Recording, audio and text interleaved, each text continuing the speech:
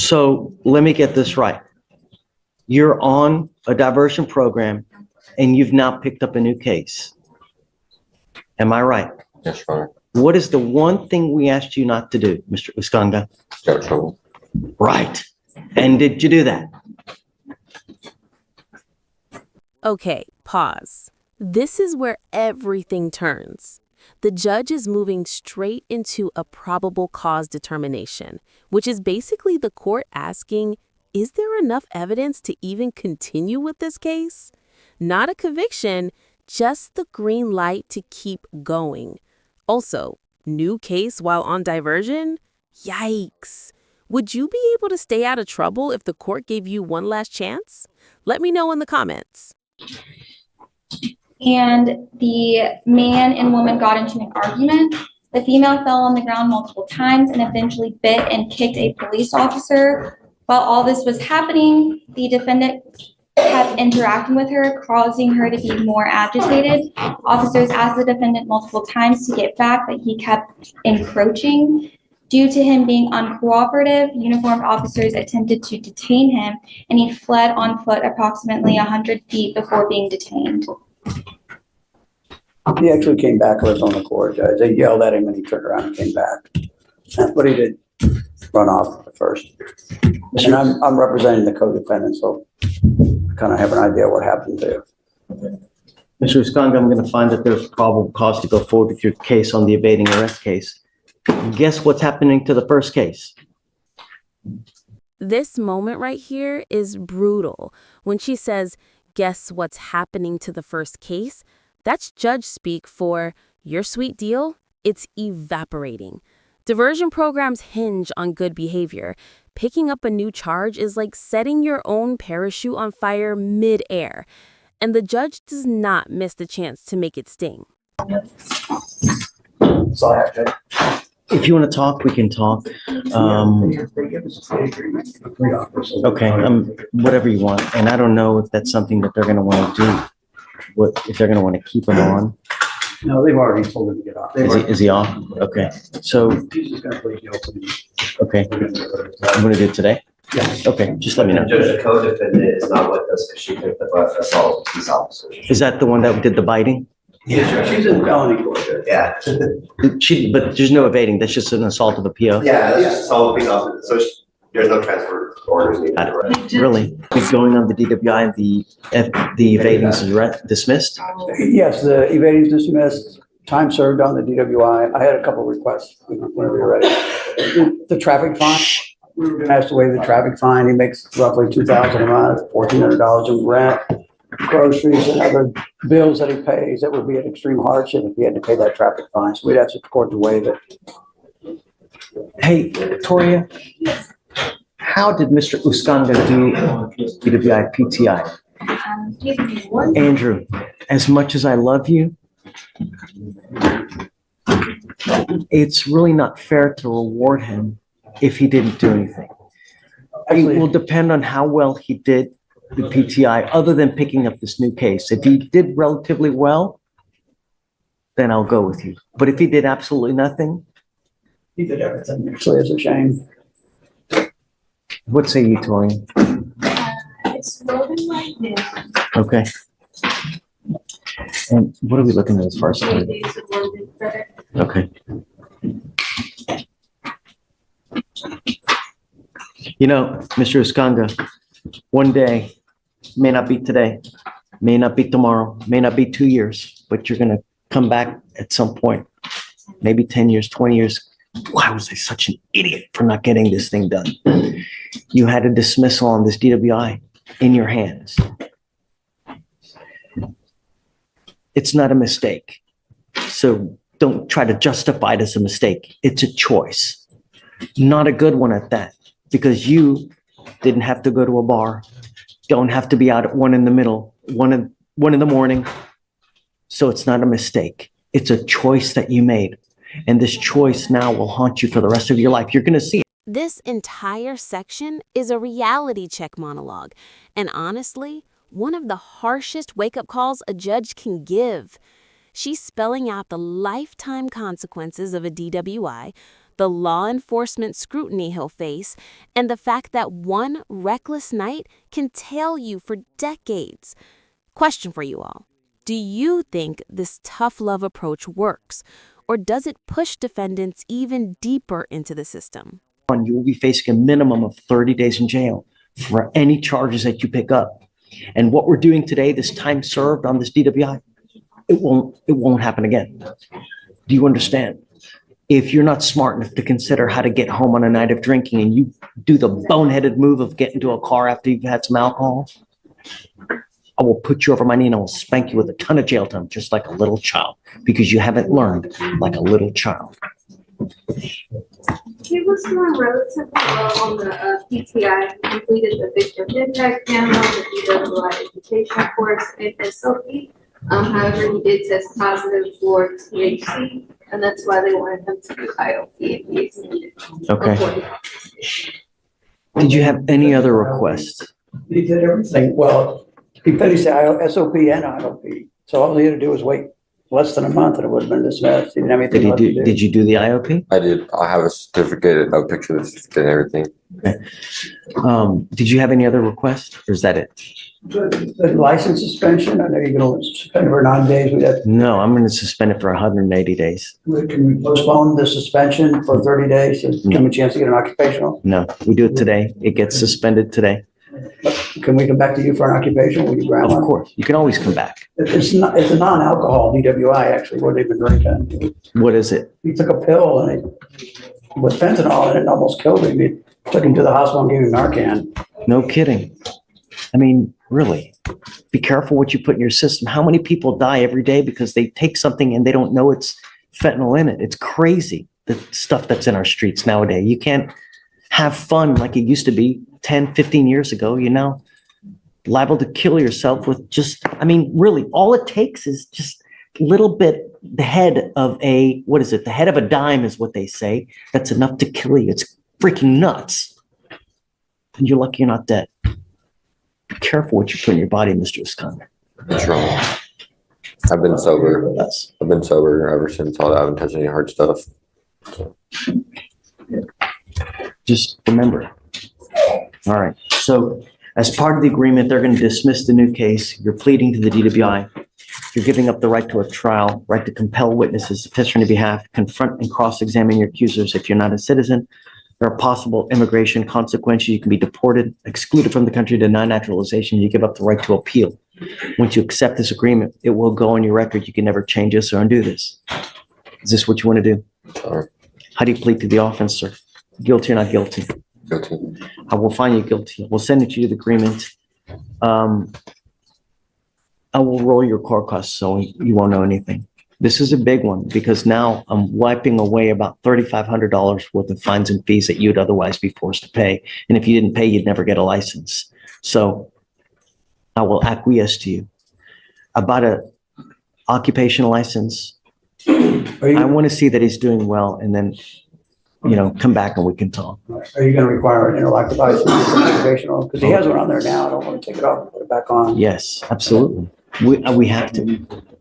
We have, not only that, he has to do some kind of treatment as part of now occupational licenses. So he's now required to also do some kind of treatment plan as well. So the rules have really changed. So, all right, Mr. Iskanga, best of luck to you, man. Be careful. Ms. Garza, you ready? We need to do the PC. How you doing, Your Honor? Okay, so Mr. Robertson, guys, keep it down, please. If you want to talk, go outside. Otherwise, we're trying to handle business. Mr. Robertson, you're charged with criminal trespass. You're facing up to 6 months in jail and or a $2,000 fine. We're going to do probable cause. You have the right to remain silent. Anything you say can or will be used against you. You have the right to have an attorney present during any questions and interviews of the state of Texas. If you cannot afford a lawyer will be appointed to represent you. The complaining witness advised that the defendant entered the business and stared at her before leaving. The complaining witness officers would be at the location, and upon contact with the defendant told officers he remembered being told not to return. Mr. Robertson, I'm going to find that there's probable cause to go forward with your case. I'm ordering you as a condition of your bond not to go back to this location. Yes, sir. You understand? Yes, sir. Look, you can pray all you want. It's your actions that dictate what happens. You now have two open felony cases. You think they're going to be happy that you picked up this new case? Sir. Right. They're probably, if my guess, at some point when judge gets wind of this, they're going to file a motion to revoke your bond and raise it up. So be on the lookout. Sure. What do you do for a living, sir? I have a clothing line, and I work with my movie company, with furniture. So how much money do you make a month doing that? It depends on where I move. About 1,500 a month, maybe like 1,000, maybe 1,000. A lawyer, sir. Sir? Can you afford a lawyer? Yes, sir. Sure.